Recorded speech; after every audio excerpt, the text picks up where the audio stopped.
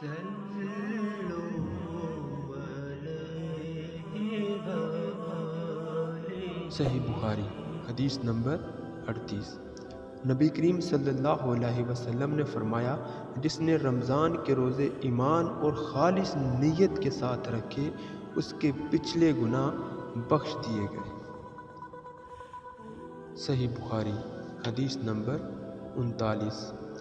نبی کریم صلی اللہ علیہ وسلم نے فرمایا، بے شک دین آسان ہے، اور جو شخص دین میں سختی اختیار کرے گا تو دین اس پر غالب آ جائے گا اور اس کی سختی نہ چل سکے گی۔